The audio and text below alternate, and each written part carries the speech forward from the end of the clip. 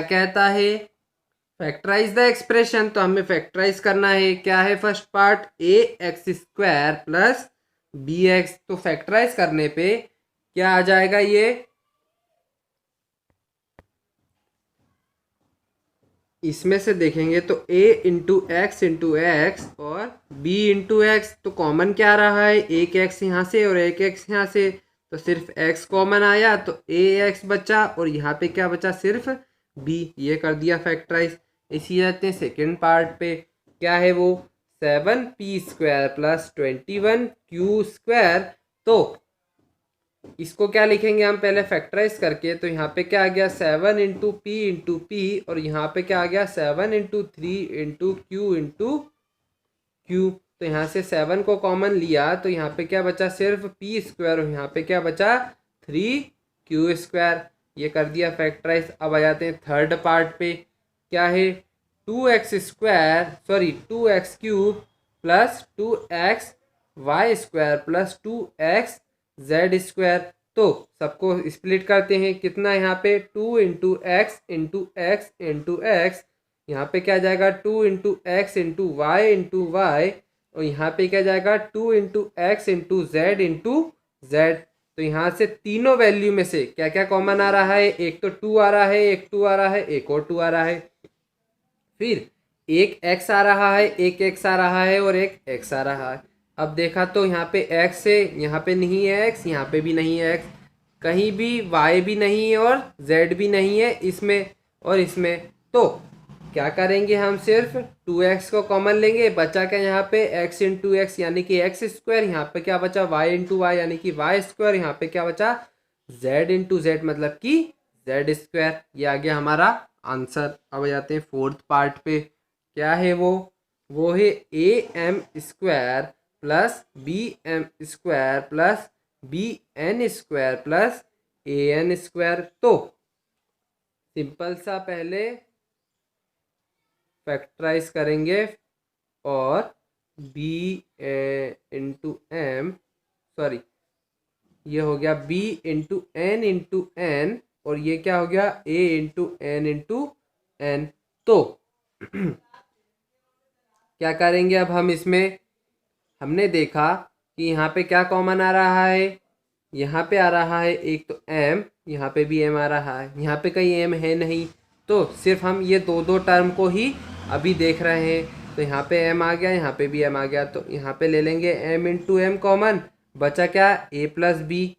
Same वही यहाँ पे क्या लेंगे हम n n n n, तो n इंटू एन ये बाहर कॉमन आ गया और यहाँ पे क्या बचा b प्लस a।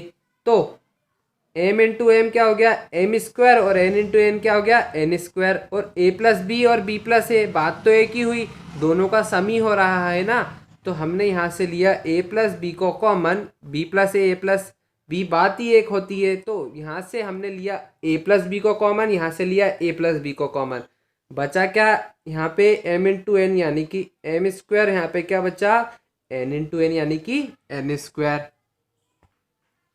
हम जाते हैं फिफ्थ पार्ट पे, क्या है L M plus L bracket में प्लस m प्लस 1। तो क्या करेंगे हम इसमें, हमने देखा कि यहाँ से आ रहा है l कॉमन, तो बचा क्या यहाँ पे l प्लस 1, ये इस ब्रैकेट में से क्या कॉमन आ गया, यहाँ से l आ गया और यहाँ से l आ गया, तो यहाँ पे बचा l प्लस 1 और यहाँ पे क्या बचेगा 1 कॉमन लेते हैं तो m प्लस 1, यहाँ से हमने 1 को कॉमन लिया, 1 तो सभी का कॉमन फैक्टर होता है ना, तो यहाँ से हमने 1 को कॉमन लिया। अब m प्लस 1 इधर भी है और m प्लस 1 इधर भी है, तो यहाँ से हमने m प्लस 1 को भी कॉमन ले लिया, बचा क्या यहाँ पे l और यहाँ पे क्या बचा प्लस 1, ये हमने कर दिया इसको फैक्टराइज। आ जाते हैं सिक्स्थ पार्ट पे, वो क्या है y into y plus z प्लस 9 इंटू वाई प्लस जेड। ये तो सबसे सिंपल क्वेश्चन, क्या करना है y प्लस जेड इधर भी है, y प्लस जेड इधर भी है, तो y प्लस जेड को हमने कॉमन लिया, तो यहाँ पे क्या बचेगा, यहाँ पे बचेगा सिर्फ y और यहाँ पे बचेगा सिर्फ प्लस 9। ये आ गया हमारा आंसर। ऐसे ही आ जाते हैं सेवन्थ पार्ट पे, क्या है वो 5y² minus 20y minus 8z plus 2yz। अब कॉमन लेते हैं, तो पहले लिखेंगे 5 इंटू वाई, इसको क्या लिखेंगे 5 इंटू 4 इंटू वाई, इसको क्या लिखेंगे -4 इंटू 2 इंटू जेड, और इसको क्या लिखेंगे 2 इंटू जेड इंटू वाई। तो यहाँ से कॉमन क्या आ गया, यहाँ से आ गया 5, और यहाँ से एक वाई और एक वाई आ गया, तो यहाँ से आ गया 5y कॉमन इस दोनों में से। तो यहाँ पे क्या बचेगा y-4, और यहाँ से हमने कॉमन लिया 2 को और एक z को, तो यहाँ से कॉमन लिया हमने -2z को, तो यहाँ पे क्या बचेगा सिर्फ +2z को लिया, तो यहाँ पे क्या बचेगा -4, और यहाँ पे बचेगा +y। तो इधर है y-4 और इधर क्या है -4 + y। बात तो एक ही है, दोनों की पोजीशन इंटरचेंज है। तो हम यहाँ से लेते हैं y-4 को कॉमन, तो यहाँ पे क्या बचेगा 5y और यहाँ पे क्या बचेगा +2z। ये हमारा आंसर आ गया फैक्टराइज करने के बाद। क्वेश्चन नंबर 4 क्या कहता है, फैक्टराइज करना है। तो फर्स्ट पार्ट क्या है, a⁴ माइनस b⁴।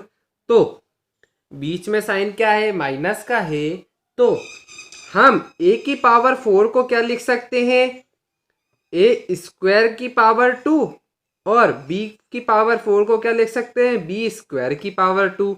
अब यहाँ पे क्या फॉर्मूला बन गया, यहाँ पे फॉर्मूला बन गया a² माइनस b² का, जो कि क्या होता है a + b into a - b।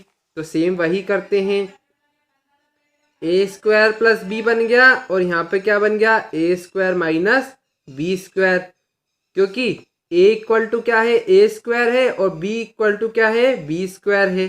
तो हमने सिंपल वैल्यू पुट करी फॉर्मूले में। अब यहाँ पे भी वही बात आ गई कि a² माइनस b² क्या होता है, a² माइनस b² क्या होता है, a + b होता है और a - b होता है। ये हमारा फैक्टराइज करने के बाद आंसर आ गया। अब आते हैं सेकंड पार्ट पे, वो क्या है p⁴ माइनस 81। तो p⁴ को क्या लिख सकते हैं p² और 81 को क्या लिख सकते हैं हम 9 की स्क्वायर। 81 9 का स्क्वायर होता है ना। अब ये फॉर्मूला लगाएंगे वापस, तो ये किस में कन्वर्ट हो गया, p² + 9 और p² - 9। तो इसको क्या लिख सकते हैं हम p² + 9, और ये क्या हो जाएगा p⁴ और ये क्या हो जाएगा 3⁴। कैसे, p² को हम लिख सकते हैं p⁴ और 3 होता है 9 का स्क्वायर। तो ये हमारा वापस यहाँ पे फॉर्मूला लग जाएगा ये वाला। तो ये क्या हो जाएगा p² + 9 और ये क्या हो जाएगा p + 3 और p - 3।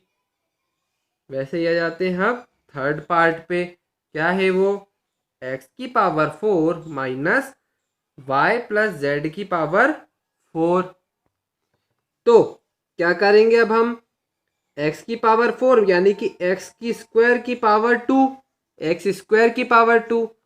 और इसको क्या लिख देंगे हम y + z⁴ की होल पावर 2। दोनों की पावर 2 है ना, तो ये वापस 4 बन जाएगा, ये वापस 4 बन जाएगा। Same formula a² minus b² a + b into a - b। तो लगाते हैं, तो ये हो जाएगा x² प्लस y + z का होल स्क्वायर, और दूसरे ब्रैकेट में क्या आ जाएगा x² माइनस y + z का होल स्क्वायर। सेम वही बात आ गई, यहाँ पे भी a² माइनस b² का फॉर्मूला लग जाएगा। तो क्या चेंज हो जाएगा x² प्लस y + z का होल स्क्वायर, और यहाँ पे क्या बचेगा x प्लस y + z, और यहाँ पे क्या बचेगा x minus y plus z,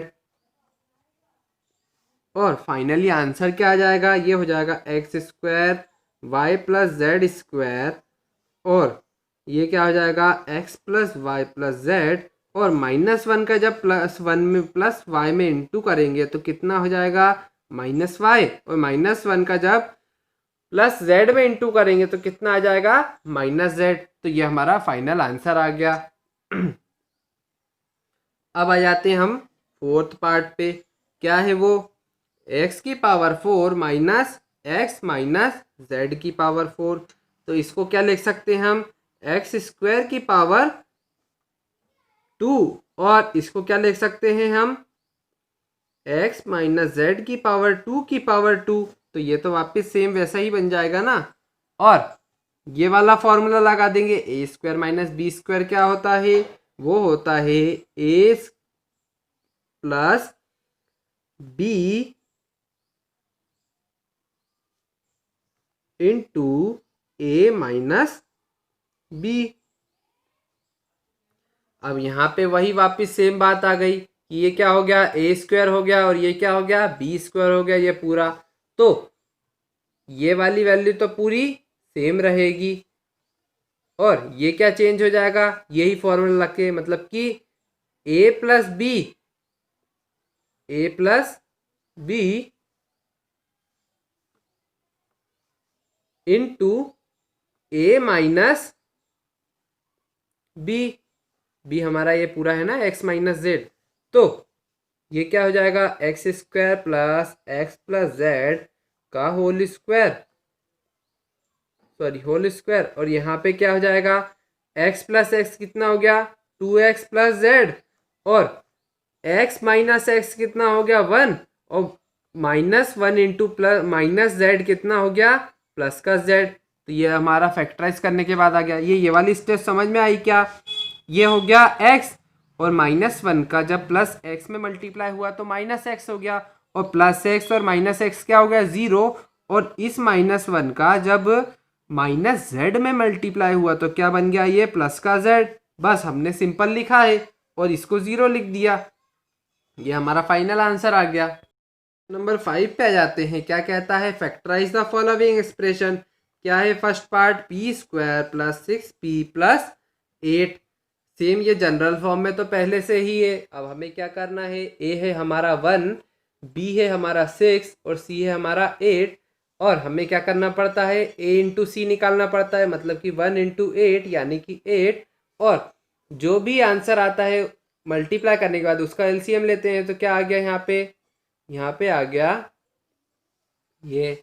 और इसको क्या करेंगे, अब हम इसको करेंगे, हम b को ऐसे चेंज करेंगे कि b1 और b2 में वो कन्वर्ट हो जाए और दोनों का मल्टीप्लाई किसके इक्वल हो जाए, दोनों का मल्टीप्लाई इक्वल हो जाए हमारा 8 के। तो वैल्यू क्या है 2 इंटू टू इंटू टू।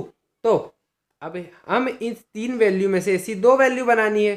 तो 2 इंटू टू क्या होता है 4 होता है, और 4 इंटू टू 8 होता है, और 4 प्लस 2 कितना होता है 6 के इक्वल भी होता है। तो एक वैल्यू हो गई हमारी 4 और दूसरी वैल्यू क्या हो गई हमारी 2। तो b1 इक्वल टू हो गया 4 और b2 इक्वल टू क्या हो गया 2। ये हमारा आंसर आ जाएगा। अब कैसे आ जाएगा, हमें क्या लिखना पड़ता है, पी स्क्वायर प्लस b1 हमारा क्या है 4p प्लस b2 हमारा क्या है 2p, और c क्या है हमारा 8। अब कॉमन लेंगे तो यहाँ पे आ गया कॉमन सिर्फ p, बचा क्या यहाँ पे p प्लस 4, और यहाँ से क्या कॉमन लेंगे सिर्फ प्लस का 2, तो यहाँ पे बचेगा यहाँ पे सिर्फ p, और 8 में से 2 को निकालेंगे तो क्या बचेगा सिर्फ 4। और p प्लस 4 यहाँ पे भी आ रहा है और यहाँ पे भी आ रहा है, तो p प्लस 4 को कॉमन लिया तो यहाँ पे क्या बचेगा सिर्फ p प्लस 2। ऐसे ही आते हैं सेकेंड पार्ट पे। क्या है वो, Q square minus 10 Q plus 21। Value को लिखते हैं तो a इक्वल टू 1 आ गया, b इक्वल टू माइनस 10 आ गया, और c इक्वल टू कितना आ गया 21 आ गया। और a इंटू सी कितना हो गया 1 इंटू 21 यानी कि 21। एलसीएम लेते हैं 21 का तो कितना आ जाता है, कितना आ गया एलसीएम 3 इंटू 7। तो एक वैल्यू हो जाएगी b1 और दूसरी वैल्यू क्या हो जाएगी b2, सिर्फ क्योंकि दो ही वैल्यू मिल रही है हमें। अब हमें क्या लाना है माइनस का 10, और 3 प्लस 7 कितना होता है प्लस का 10। तो a इंटू सी हमारा प्लस का है और b हमारा माइनस का है, तो इसके लिए हमें दोनों वैल्यू को नेगेटिव रखना पड़ेगा। तो हमारा b1 क्या हो गया -3 और b2 क्या हो गया -7। अब सिंपल हम इसे कन्वर्ट करते हैं तो कितना आ गया -3 की क्यू और यहाँ पे क्या गया -7 क्यू प्लस 21। और इसमें से हम क्या कॉमन लेंगे, हम इसमें से कॉमन लेंगे सिर्फ q, तो यहाँ पे बचेगा q -3 और इसमें से हम लेंगे -7 कॉमन, तो यहाँ पे क्या बचेगा सिर्फ q।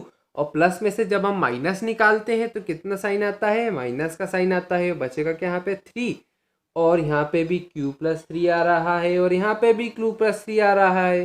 तो q-3 कॉमन लिया और q-7 बचेगा, q-7 बचा। ये हमारा फैक्टराइज करने के बाद आंसर आ गया।